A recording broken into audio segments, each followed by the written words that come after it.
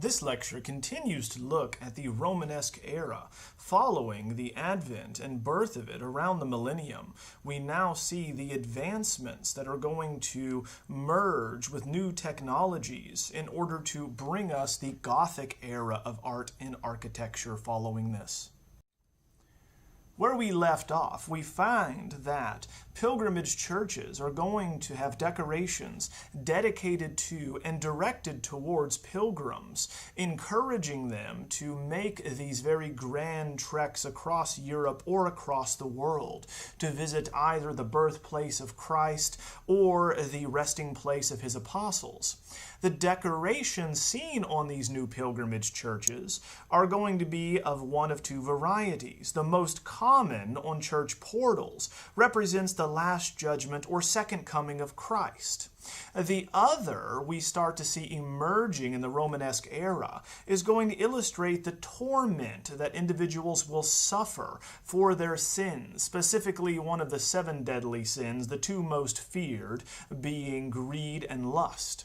This is going to be merged in the late Romanesque era and will be the most common type of tympanum decoration, where we find the wages of sin in a last judgment that finally brings together the apocalyptic vision of the saved and the damned at the end of time, as described by St. John the Evangelist in the book of Revelations.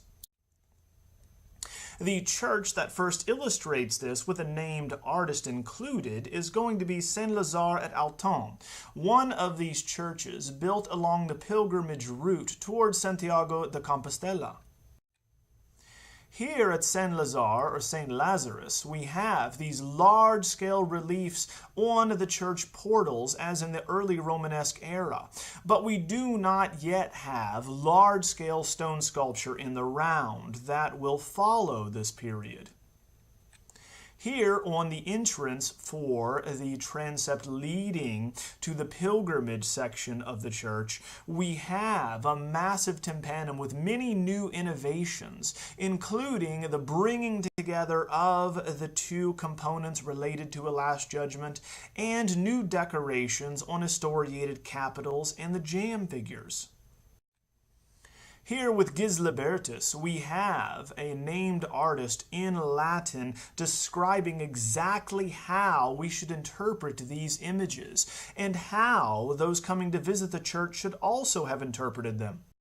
Now, a Last Judgment is going to be the terrifying conclusion to history, where all of mankind will be judged for their actions and sins. Now, the figural type comes from the Ottonians and the Byzantine influence seen from them after Charlemagne, with the very obviously gesticulating figures, elongated proportions, large eyes, and the like. As seen here, Christ is in the center with his hands equally pointing to the sides, inside of his oval mandorla, seated on a throne with a cruciform halo around his head. The various figures to his right and his left are going to make up the saved and the damned, while below him we find that individual souls are going to be climbing out of their graves to be judged, ushered on by angels. The bar, or this relief that separates the dead below from the judged above, is going to be written in Latin, including Gislibertus, which can be seen directly below Christ's right foot, but also Latin inscriptions that divide the 2 sides, and will, of course, be carried on from this point forward, that the right-hand side of God will be the righteous side, the saved side. The left hand of God, or his left side, is going to be reserved for the damned. Thus we find that in Latin, on Christ's right, where the saved will be, in Latin it states, "Thus shall rise again everyone who does not lead an impious life, and endless light of day shall shine for him. Hence, once again, they will live forever and in bright company of God's countenance." On Christ's left, on the other hand, we have the damned, and a Latin inscription which translates May this terror terrify those whom earthly error binds, for the horror of these images here in this manner truly depicts what will be. Hence, of course, the torments that are going to be witnessed here should terrify sinners and, of course, continue their impetus to visit these churches, to pray for salvation, and to leave gifts to these saints. Now, signed directly below Christ, we have Gis Libertas, which will have an inscription, a votive, also requesting that spectators crossing underneath this tympanum would pray for him. Now, recently, it has been argued that this is in fact not the name of the sculptor, but the donor who paid for it, right? And so not the artist's name. Either way, we have a person associated with this work, understanding that the more prayers can be said for his soul while in the church will lessen his time in purgatory.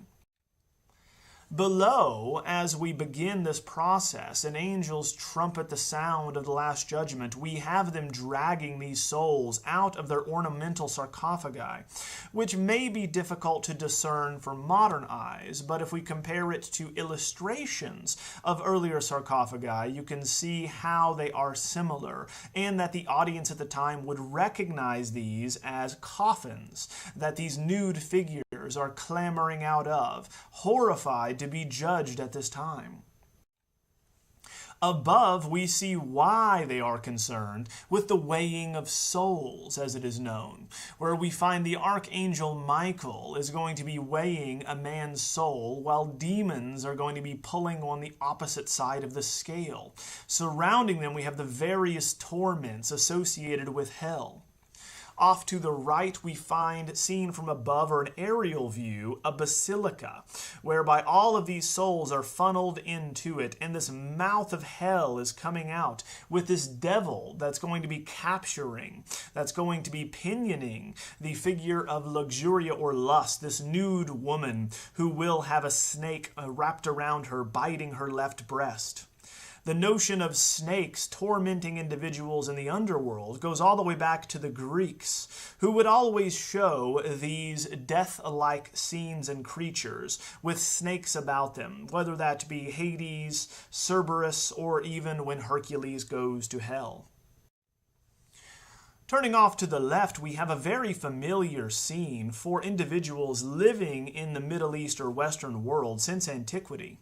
The weighing of souls is going to be a time-honored tradition where, in this case, we have God's enforcer, the Archangel Michael, pulling down on this nude man. That's actually going to be his good deeds. The man is actually above, calling out to Christ for help, wearing the pilgrim's hat, showing he is like the individuals crossing underneath this tympanum, while this demon, this scaly demon with ribs exposed and this horrifying image and visage, is going to be pulling down with this little gremlin-like creature, which is the man's sins.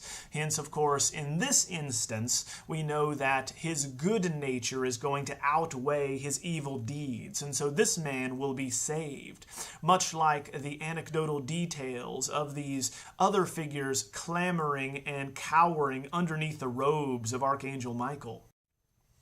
This is going to be very familiar looking back to ancient Egypt, who had an almost identical tradition where you would weigh a man's soul, in their case his heart, against a feather. If, of course, the individual was found wanting or they were sinful, then their soul would be eaten by Amat, right, instead of, in the Christian tradition, fed to the mouth of hell. So this is going to be carrying on a previous tradition adopting these ideas. Now above we find that Christ, shown in an oval mandorla in hieratic scale, thus larger than everyone else, is going to carry on from early Romanesque images of Christ, only now we combine that with the compartmentalization of his judgment, as we find that people are in small boxes or areas off to his right that are saved, and are then sectioned off in other areas to his left that are damned. It also states on his oval mandorla or body halo, written in Latin, that I alone dispose of all things and crown the just. Those who follow crime I judge and punish. Hence, Christ is going to be the final judge. And why is he able to? Because he was crucified, because he left a message showing us how to live and how to avoid eternal damnation. Therefore, we have here, for the first time, combined a very important element for Christian iconography that brings together the wages of sin and the promise of salvation, that has a narrative and an iconic image or message presented here, as Christ is forever judging and will forever be there outside of space and time, while we move through this process of good and evil deeds, right, throughout this world as the everyman. Below, we have a new innovation as well, showing us the embodiment of these new types of spiritual agents in historiated capitals. Now, historiated capitals are going to be those which are going to be narrative in their orientation. For the first time in the Romanesque, we find that relief carvings are going to be added to the capitals, where in ancient Greco-Roman architecture you would have had Doric, Ionic, or Corinthian capitals here decorating it. Now stories are taking their place. In this case, we have a flight into Egypt, a very simple part of the early life of Christ, where he's going to be flown into Egypt, taken there by his parents to avoid the massacre of the innocents demanded by Herod to try to stamp out this new individual who's been born. Next to this, we have, as a consequence to the crucifixion, the suicide of Judas. A very traditional image leading up to this time, and one seen in Christian art since the very first crucifixion scene in Gaul.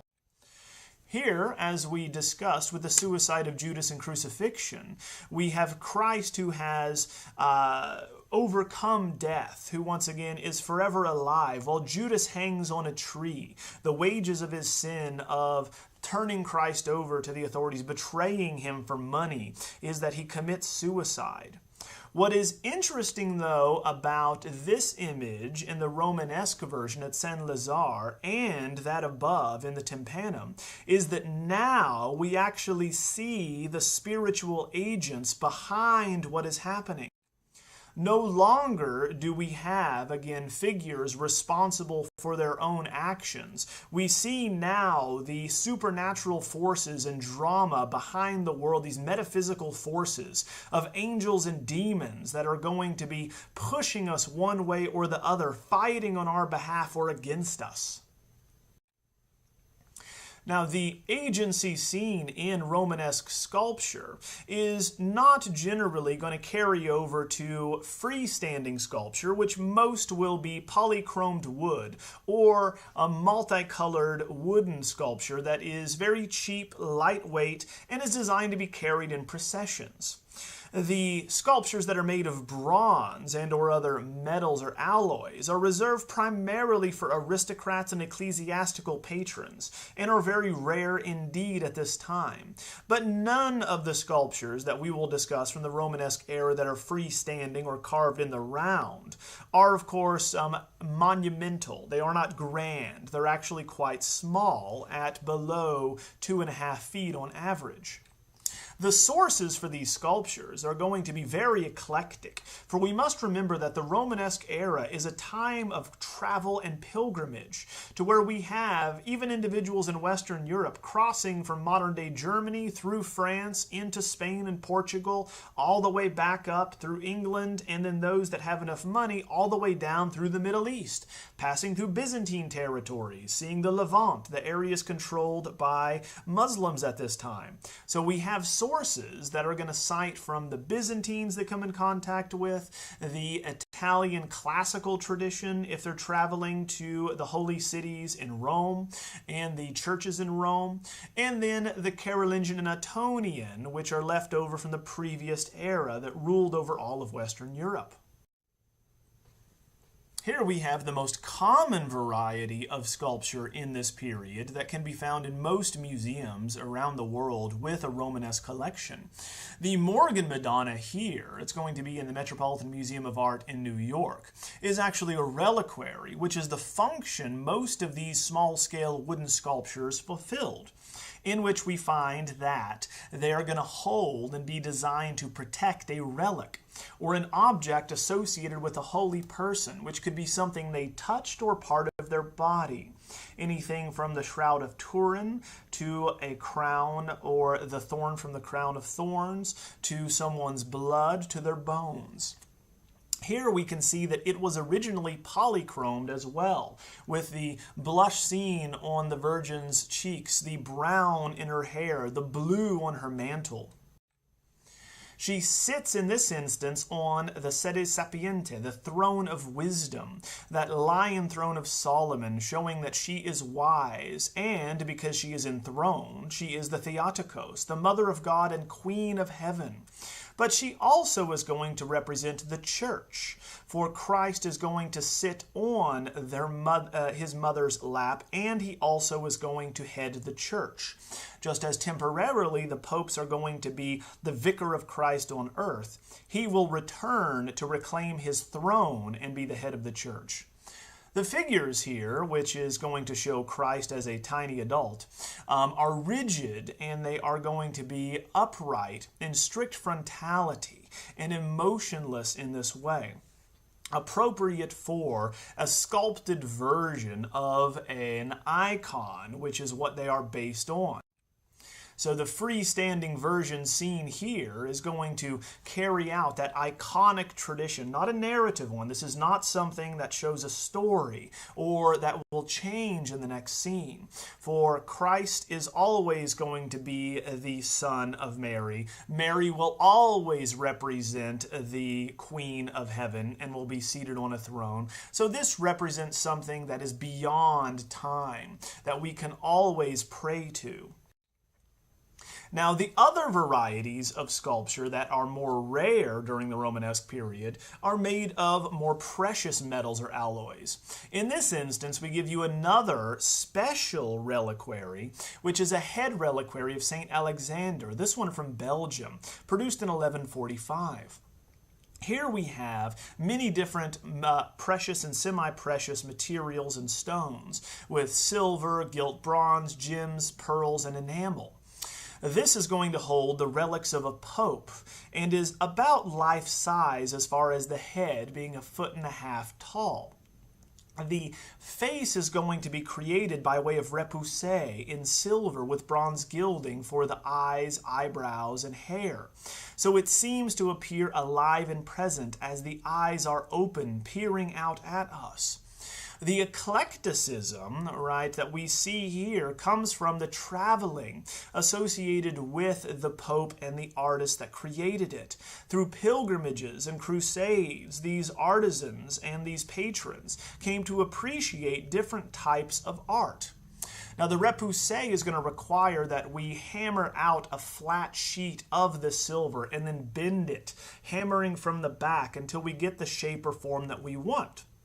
What they choose, though, is very telling in this instance.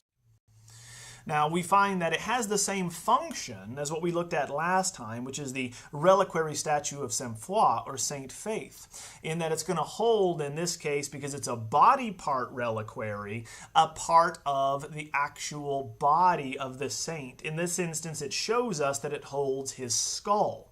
Now, body part reliquaries are going to become a little bit of a specialization in the Romanesque era. They fall out of favor shortly thereafter, but we have dozens of them produced in this period. So it shows hands, feet, arms, heads, the various parts of the body that it contains, and will develop and evolve to include these windows into and inside of the sculpture, which reveal for all to see the bone itself, the actual relic, so that we can venerate it, we can pray to it, and ask for intervention in behalf of or on behalf of someone in our lives or ourselves from the saint who is contained within.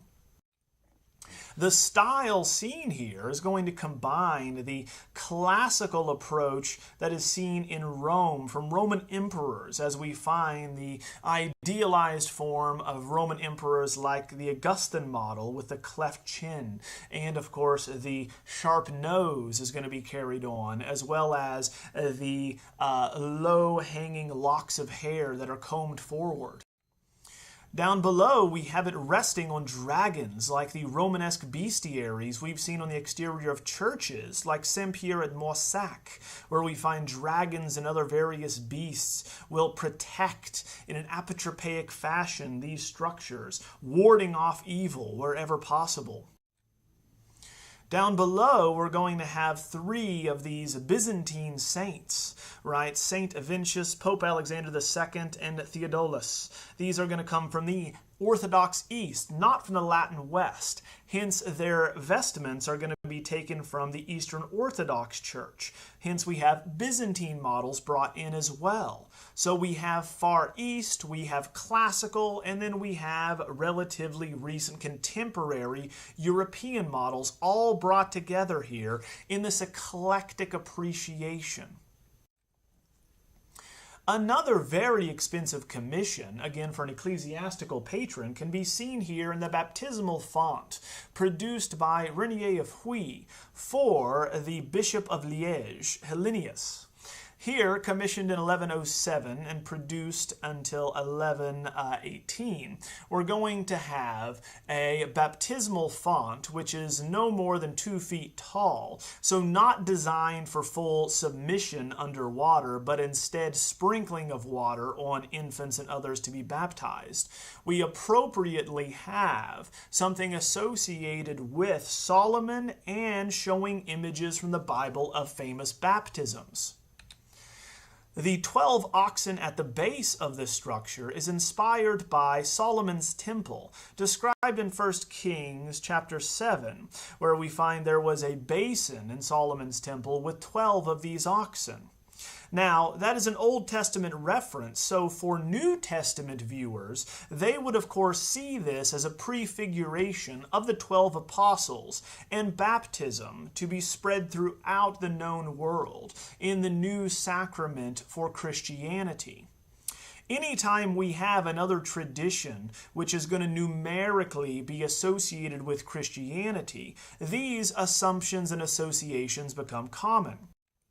As we discussed in Islamic art, the Court of the Lions is going to be kept whole because, again, the 12 lions can be seen to prefigure the 12 apostles, even though the structure was built by Muslims and those of the Islamic faith.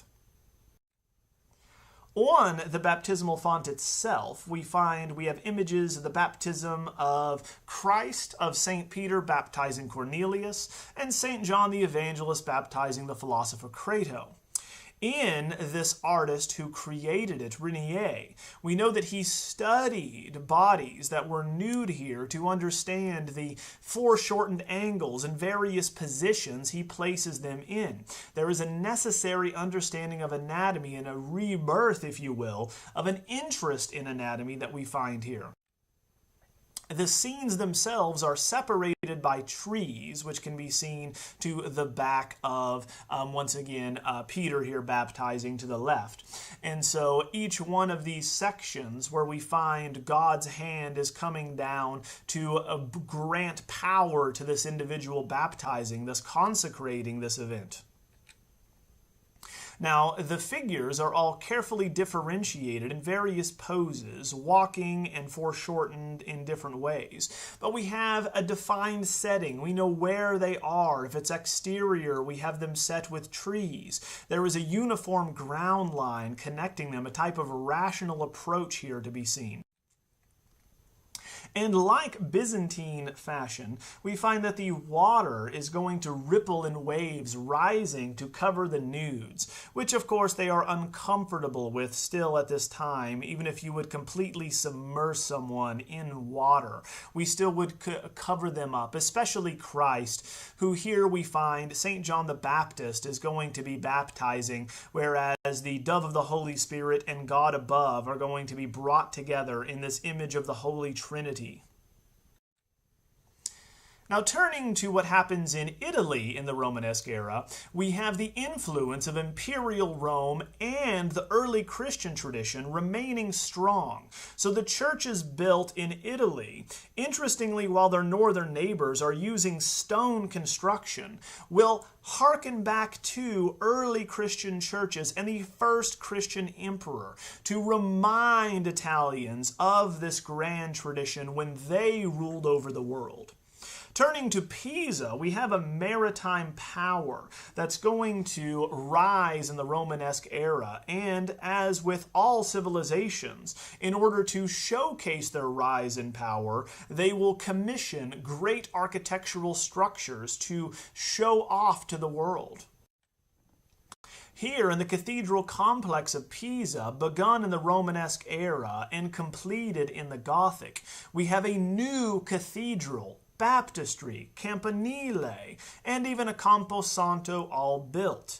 Everything required for a new republic or a new power to showcase that. The Camposanto, or Holy Field, this rectangular addition behind the baptistry, will be added later in the Gothic period, so we will not discuss it here. However, we will talk about the massive cathedral, which is designed after those in Rome, as well as the campanile, the bell tower, very famous here, known as the Leaning Tower of Pisa, and the baptistry off to the left. All of these built around the same time and with the same design and decorative motifs in mind. Here, designed by Busquetos, we have the cathedral, which does, of course, very self-consciously remind us of Old St. Peter's in its plan. But unlike Old St. Peter's, it's going to retain more of the classicizing decorations you would see in ancient Rome on the facade. For early Christian churches left all of their facades undecorated, plain brick exteriors. Here we have the plan for the structure showing we have an homage to Old St. Peter's with double side aisles on either side, which you do not see in early medieval or Romanesque structures. Even in the pilgrimage churches throughout all of Western Europe, you will have one side aisle that continues into an ambulatory and goes around the transept and apse. The interior space is also going to rival that of Roman basilicas, such as Old St. Peter's, Santa Sabina, St. Paul outside the walls, these early structures built in the 4th and 5th century. Now, we find that it is also reminiscent of them because, unlike other Romanesque structures in the north, it has a wooden ceiling in the nave. You can barely see it here, but a highly decorative wooden one, which is going to be related to these Italian models, not those being made at the same time in the north. The baptistry as well is similarly decorated, unlike anything else in Europe at the time, tying it to ancient Rome. Now, baptistries are going to function as a necessary conduit or a place through which all Christians must pass. Every single citizen of Pisa was baptized here. Their birth dates recorded on the day they were baptized, and generally their names would have been given on that date for the saints' day in which they were born. That then is going to be the best record we have for taxes and census data of what types of individuals and how many children they were having and what the population would have been each year.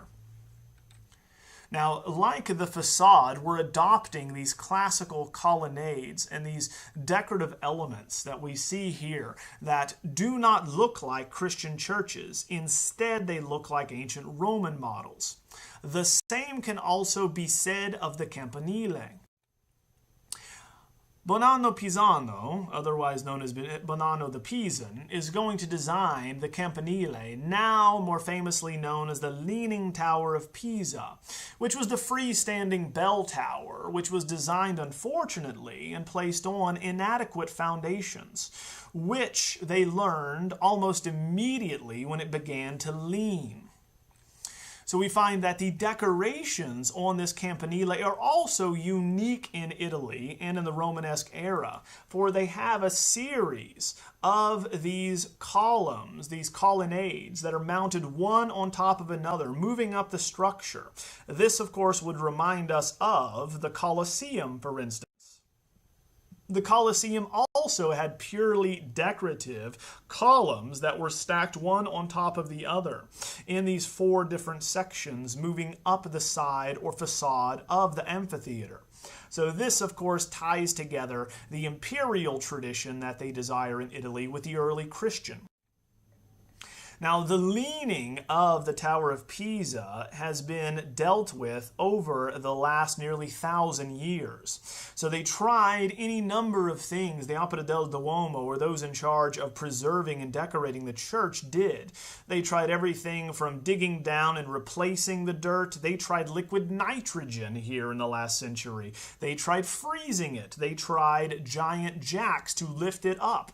But all failed. Now we find the Leaning Tower is held up like many structures in Italy and around the ancient Mediterranean with steel tendons and these tension rods that pull it back into place. Otherwise, it would continue to lean on the sandy soil that is soaked from the nearby sea until it completely fell over. Finally, turning to Durham and modern-day England, we can see structures that begin to transition us from the Romanesque era into the Gothic. And with the Normanization of England, when we find after the Battle of Hastings in 1066, the Normans are going to take over, they want to rebuild many of their churches so that the local population knows a new king is in power. Part of that restructuring and redecoration takes place at Durham Cathedral. Now at Durham, we know that the east end here is replaced by a Gothic choir, so we must ignore the stained glass lancet windows. However, the nave and transept inside is going to be very telling and important for the history of architecture. Here we find in the vault, which is about 73 feet tall and still relatively rounded, a new invention that will allow architecture to grow to incredible vertical heights and challenge anything that has been designed before. This is going to be made possible by way of ribbed groin vaults, where we have crisscrossing rounded ribs that pinpoint the weight of a structure on smaller pier clusters or areas, much more like pendentives in the Byzantine tradition. So instead of, with the Romanesque, having a barrel vault, which as we can see here in the Cathedral of St. James at Santiago de Compostela, is going to have one solid arch of stone that is continued throughout the roof here. Now we can have less material used with these ribs, this X-shaped pattern that we see, to where we no longer have rounded arches, but now we have pointed arches.